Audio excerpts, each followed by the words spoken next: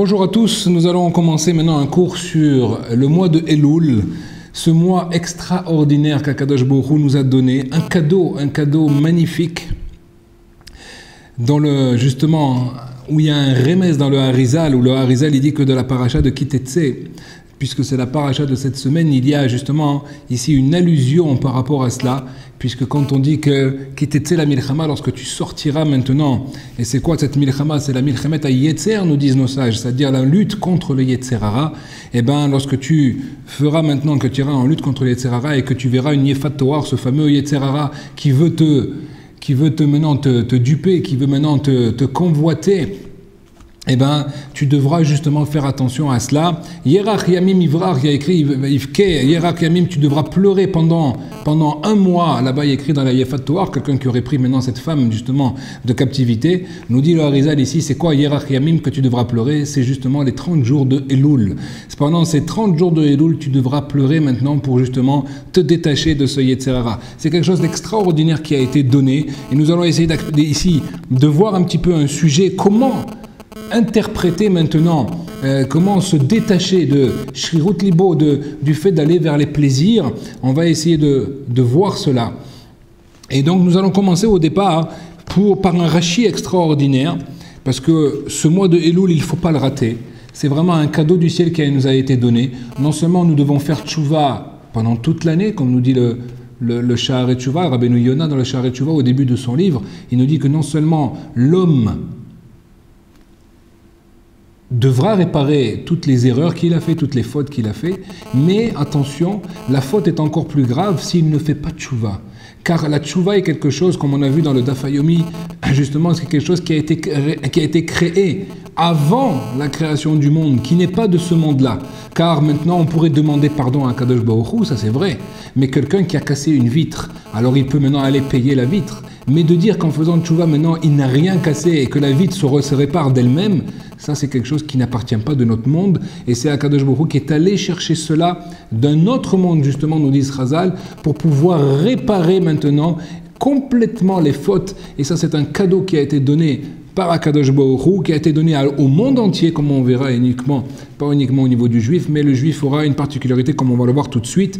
En tout cas, je voudrais me concentrer ici sur ce cours-là et bien montrer que en fait le Akadosh Baruch Hu ne nous punit pas, mais nous allons essayer d'interpréter à ce moment-là pourquoi alors il y a toutes ces notions d'épreuves, toutes ces isurim, toutes ces klalotes. D'ailleurs, Rashi dans la paracha de Netzavim, je savais qu'au début de la paracha de Netzavim, qui est la paracha que nous lisons justement tout de suite après la paracha des klalotes, des malédictions de Kitavo, alors là-bas justement Rashi nous pose la question, pourquoi devons-nous maintenant, Laman Ismera Parashat Netzavim, les klalotes, pourquoi est-ce qu'on lit la paracha Netzavim juste après les klalotes? Et n'oubliez pas que la paracha des klalotes de Kitavo se lit de la dernière paracha de l'année pour ensuite arriver après à Netzavim, justement après Rosh Hashanah.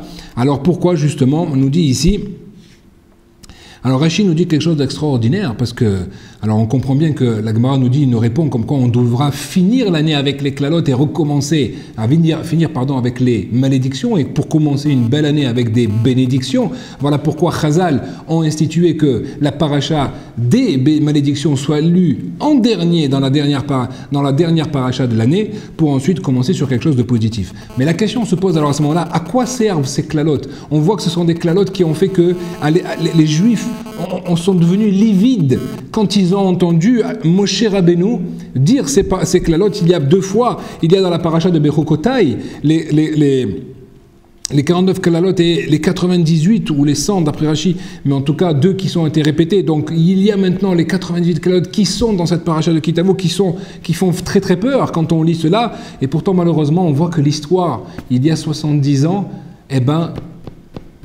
a fait exactement appliquer ce qui est écrit dans la paracha de Kitavo. Alors que nos sages tremblaient que ces choses-là n'arrivent jamais sur le peuple juif, on voit que malheureusement, en Europe de l'Est, justement, est arrivé ces malédictions. Elles sont tombées sur le peuple juif dans les moindres détails.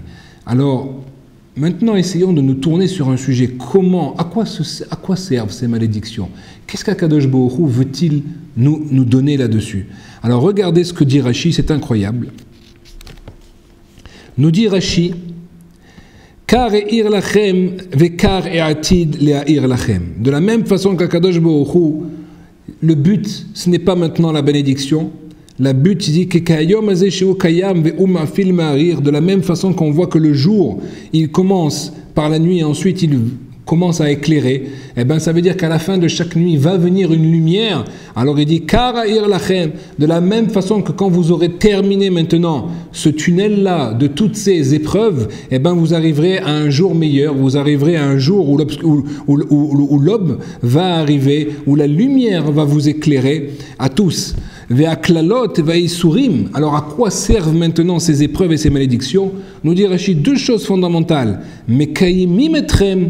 Ils vont vous faire survivre, au matsivimetrem, et ils vont vous faire durer.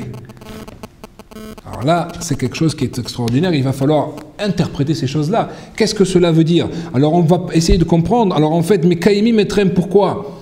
Parce qu'il faut savoir que, de savoir qu'un juif sache que, attention, le monde n'est pas FKR. Le monde ne va pas maintenant, tu ne peux pas faire ce que tu veux dans le monde et croire qu'il n'y aura pas de conséquences. C'est pas vrai, surtout pas pour le juif. Déjà pour le non-juif c'est vrai, mais alors encore plus pour le juif, puisque en fait c'est lui qui tient les rênes du monde, puisque c'est lui qui a le mode d'emploi du monde, comme on en avait parlé plusieurs fois dans nos livres, dans nos cours sur la série du Ramchal. Donc écoutez bien cela, de faire attention comme quoi un juif est un acteur quel qu'il soit, qui est un acteur qui agit sur le monde entier. Akadosh Baruch Hu nous a remis dans nos mains le mode d'emploi du bien, ça c'est la Torah, c'est à nous de l'appliquer. Nous avons une responsabilité à la fois personnelle, collective et mondiale sur la bonne conduite de ce monde. Et donc nous devons à tout prix appliquer cela. Akadosh Baruch Hu, lui, et on va le voir tout de suite, vous allez voir comment, il a scellé maintenant une alliance avec le peuple juif. Donc le peuple juif est obligé d'arriver à ce à quoi Akadosh Baruch Hu lui a donné comme rôle. Sinon, il sera obligé de sortir, entre guillemets, le bâton, non pas pour le punir. Akadosh Baruch Hu n'a aucun intérêt maintenant à donner un honnête. Vous savez bien, vous voyez bien que dans la Torah, il n'y a pas de notion de prison, etc. C'est pas ça le but. Il y a une notion de réparation. Mais d'abord, on devra te dire, de faire comprendre, attention, le monde n'est pas FKR. Sache que si tu fais cela, il y aura des incidences. Tout ce qui est arrivé était écrit. Si vous ne faites pas la Torah, si vous ne servez pas à Kadosh Baruch Hu dans la joie, si vous ne respectez pas le Shabbat, alors attention, à ce moment-là, je me retire. Et si je me retire, vous allez voir jusqu'à où la cruauté de l'homme peut arriver. Et malheureusement, l'histoire nous l'a montré à maintes reprises. Que ça commence depuis Babel, depuis l'empire de Babel, ensuite la Perse, les Grecs, les Romains. On voit que de tout temps, les Juifs ont été persécutés. Pourquoi ? Une seule réponse, parce qu'ils ont oublié Akadosh Baruch Hu.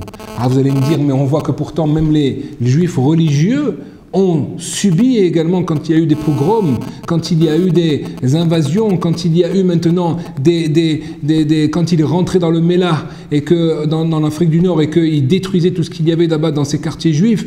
Pareil également au niveau des pogroms qu'il y a eu, pareil également au niveau de la Shoah, comme tout le monde l'a vu. Ça, la réponse, tout le monde la connaît, c'est parce que nous sommes tous dans le même bateau. À partir du moment où une personne, de par ses actes, commence à faire un trou dans le bateau, il ne peut pas me dire ça n'engage que moi, puisque nous sommes tous dans le même bateau, et donc il y aura une conséquence sur tout le monde.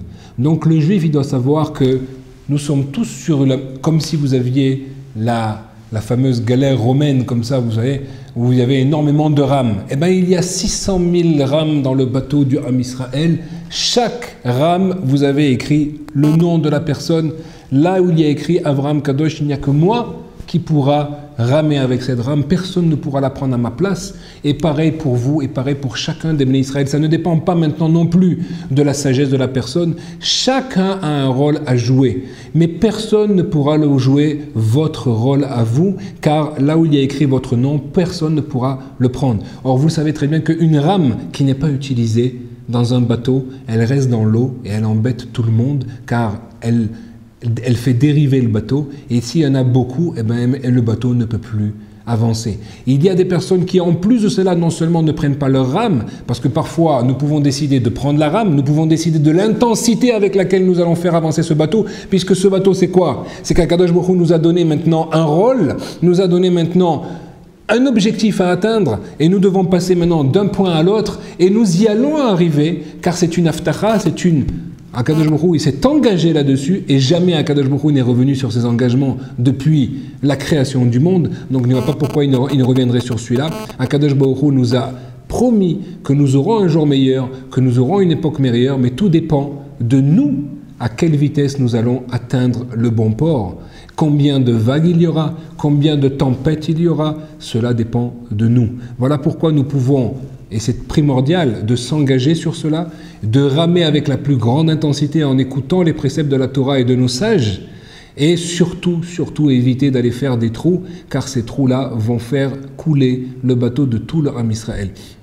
Et quand parfois maintenant les trous étaient supérieurs aux personnes qui ramaient, eh ben, ce sont été des persécutions, ce sont été maintenant des conséquences directes. Donc Akadosh Baruch Hu nous dit attention, vos actes ont une conséquence. Ce n'est pas parce que maintenant vous êtes de côté que vous pensez maintenant que cela ne va toucher que vous. C'est faux. Non seulement dans le mal, mais encore plus dans le bien.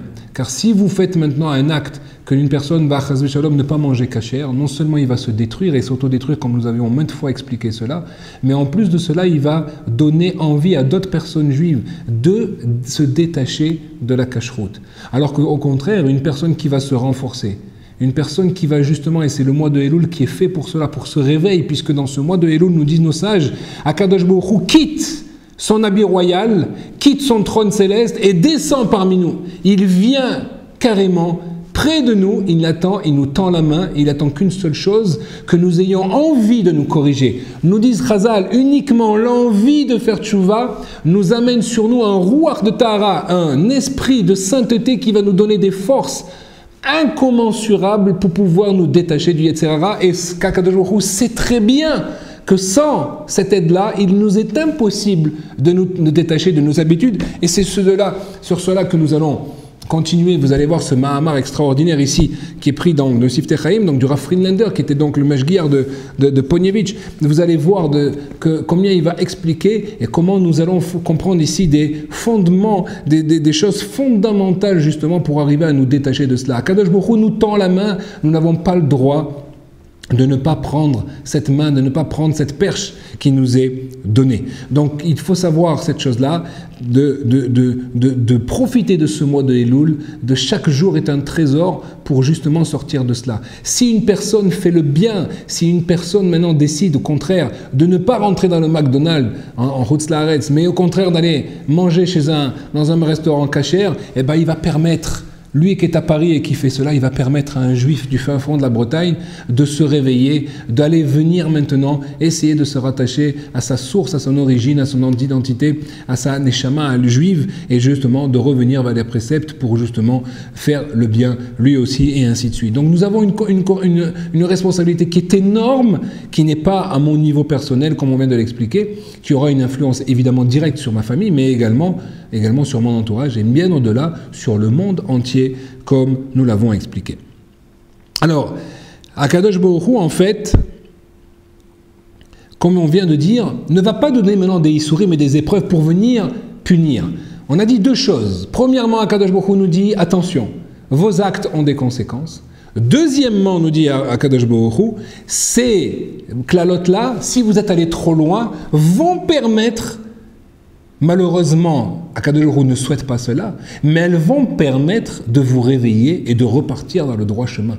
Et c'est ce qui est arrivé à chaque fois que les Juifs, malheureusement, ont été persécutés. Vous trouverez tout le temps des périodes ensuite où les Juifs sont revenus vers la Torah, vont revenus sur les préceptes. Akadosh Baruch Hu ne souhaite pas cela. Pourquoi attendre qu'ils tendent le bâton maintenant? Au contraire, transformant ce bâton qui peut nous taper en une perche pour au contraire l'attraper et aller monter vers lui, se rapprocher de lui et de voir les beautés magnifiques de la Torah. C'est ce que Akadosh Baruch Hu attend de nous. En tout cas, c'est ce que nous dit Rashi ici, extraordinaire. Mais Kayemi Metrem, premièrement, de faire attention, comme quoi tu vas toujours faire attention d'être sur le droit chemin parce que tu sais que sinon, malheureusement, il y a des choses négatives qui peuvent arriver.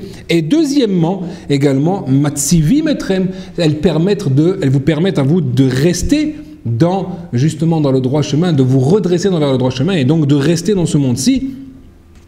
Et nous allons voir tout de suite comment. Alors ici, nous dit Rashi, nous dit le Rav Friedlander, Yisurim Shamaim Enam Baim Keonesh Venakam. Akadosh Baruch Hu ne veut pas se venger, ne veut pas maintenant punir.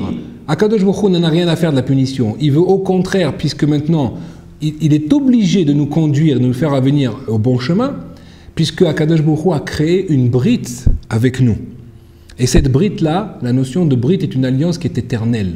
À partir du moment où Akadosh Baruch Hu, nous avons ce privilège, contrairement aux autres nations qui n'ont pas ce privilège-là, étant donné que nous avons le privilège d'avoir cette alliance va être pour nous la conséquence de notre éternité. S'il n'y avait pas eu cette alliance, eh ben nous serons comme les autres nations, comme on l'a vu, qui vont faire des fautes et faire des fautes et faire des fautes jusqu'au moment où la goutte va faire déborder le vase et elles vont être exterminées. Alors ça pourrait paraître complètement fou, mais pourtant avec l'histoire aujourd'hui et le recul de ces 6000 ans d'histoire que nous avons derrière nous, nous avons vu cela à maintes reprises. L'empire babylonien, qui pensait que cela pouvait tomber ? La même chose pour la Perse, l'empire maintenant grec. Combien maintenant Alexandre le Grand qui avait conquis le monde, qui aurait pu croire maintenant qu'il allait tomber? La même chose avec les Romains, l'empire romain était énorme, aujourd'hui il n'y a plus rien de cela. L'Égypte qui avait conquis pratiquement le monde entier, il est évident que l'Égypte d'aujourd'hui n'a rien à voir avec l'Égypte du temps de Moshe Rabbeinu, etc. Donc on voit que l'Égypte aujourd'hui, il n'y a plus rien. Le Portugal, regardez bien cela, si vous regardez bien au niveau historique, le Portugal qui était maintenant le fleuron de l'Europe, le pays le commercial, le plus en vogue, le plus riche, une fois que les Juifs sont partis, c'était terminé, il est devenu pratiquement un pays sous-développé. La même chose pour l'Espagne, la même chose pour le Maroc, on voit que c'est quelque chose d'extraordinaire parce que les non-juifs n'ont pas compris qu'au lieu justement de s'associer avec les Juifs pour essayer d'arriver maintenant à ce but qu'Akadosh Baruch Hu a donné au monde et de conduite du monde, eh ben malheureusement ils ont voulu prendre leur place, ils ont voulu usurper maintenant leur rôle, ils ont voulu donc pour cela les pourchasser, car tant que le Juif est là, eh ben il est la conscience comme quoi il y a un Dieu dans ce monde et nous devons nous appliquer justement à écouter ces paroles qui sont des paroles universelles pour tout le monde. Et bien effectivement, vous avez vu ce que ça a donné. Donc Akadosh Baruch Hu ici nous dit comme quoi ce n'est pas un but de punir. Akadosh Baruch Hu, ce qu'il veut, c'est uniquement nous éduquer, uniquement nous redresser, uniquement nous purifier avec ces Isurim, car vous savez très bien que quand une personne est éprouvée, eh ben, il va chercher au plus profond de lui-même et retrouver à ce moment-là son identité si véritablement il a fait le travail nécessaire. Donc le but de ces malédictions ici nous dit le Rav Friedlander ici, par rapport à l'interprétation de Rashi, c'est en fait une réfoua, c'est en fait une guérison pour le Ham Israël, et sans cela, eh bien automatiquement il y aurait une clia, il y aurait une extermination de notre peuple, mais grâce à cela, au contraire, le peuple se réveille, le peuple revient vers les voies d'Akadosh Baruch Hu, contrairement aux autres nations. Et donc en fait, Oulam nous dit ici, comment cela vient? Eh bien, justement, la source est, comme on a expliqué, cette alliance qu'Akadosh Baruch Hu a fait avec nos pères. Ça a commencé avec Abraham, Isaac et Yaakov. C'est eux qui ont scellé maintenant cette alliance. Et donc, Akadosh Baruch Hu a dit, de vous, je ferai venir maintenant un peuple. Ce peuple-là sera éternel et ce peuple-là montrera la conduite nécessaire au monde. Donc automatiquement, Akadosh Baruch Hu ne peut plus maintenant nous exterminer. Le seul moyen, si nous ne faisons pas les choses comme il faut, eh ben, il va devoir nous redresser, il va devoir nous rééduquer, il va devoir nous éprouver pour justement revenir sur le bon chemin. Voilà ce à quoi correspondent les épreuves, voilà à quoi correspondent les malédictions qui sont données dans cette paracha de Kitavo. Donc en fait, on voit ici, on ne va pas tout voir aujourd'hui car cela serait trop long, mais en tout cas, vous allez voir des choses qui sont fondamentales dans ce Mahamar. En tout cas, ici, nous dit le Rav ici, on voit que partout maintenant, à Kadosh Baruch Hu, toute chose qui arrive à l'homme, à tel point que même la Gemara nous dit que même de remettre, quand quelqu'un veut prendre une pièce dans sa poche et que il n'a pas sorti une pièce de 5 shekels, il a sorti une pièce de 1 shekel, il devra remettre sa main dans la poche. Ça aussi, ça s'appelle une Un Isayon, ça s'appelle aussi une épreuve maintenant pour lui, car pour un juif d'aller lui faire cela, c'est également d'en haut on a décrété comme quoi ça sera considéré comme une épreuve. Donc en fait on est là pour nettoyer, évidemment, ça ce que j'ai pris c'est un exemple très, très bénin, mais il y a des choses qui sont beaucoup plus dures, et bien il faut savoir que ces choses-là c'est dans un but maintenant de réparer les fautes qui ont été faites et de venir maintenant, de retourner vers la Tahara, de retourner vers la pureté du Ham Israël, de façon à retrouver notre rôle. Donc en fait, on voit que cette paracha des Torechot de Kitavo, elle dit justement, elle est à la fin, elle est d'ivrei abrit. Tout ce que je vous ai montré maintenant comme malédiction, tout ça c'est quoi? Pour justement venir être Mekayem, pour venir être appliqué, établir d'ivrei abrit, cette alliance qui a été faite.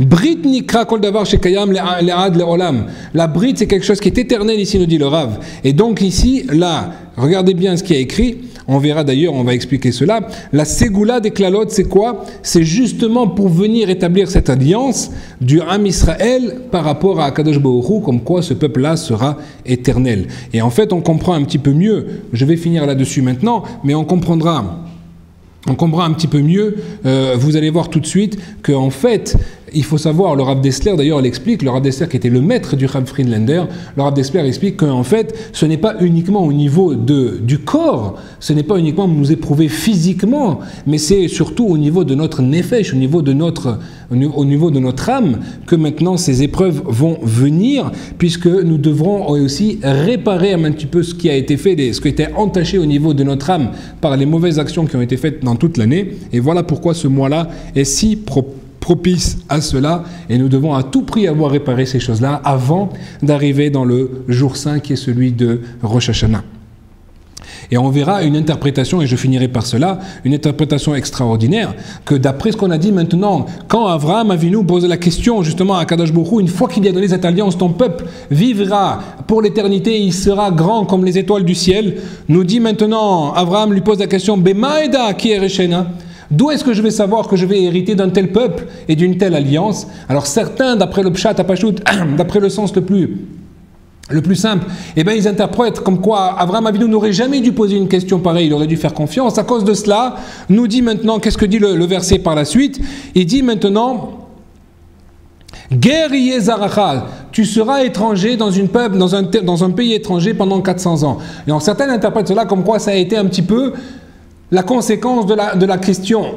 Avraham Avinu n'aurait pas dû poser la question, et donc malheureusement, puisqu'il l'a posée, alors tu devras passer par cet exil. Mais d'après ce que nous venons d'expliquer maintenant, ce n'est pas du tout ça le sens. Le sens, maintenant, Akadosh Baruch Hu, il dit, comment je vais être sûr, lui pose la question à Avraham, comment je vais être sûr que mon peuple sera éternel?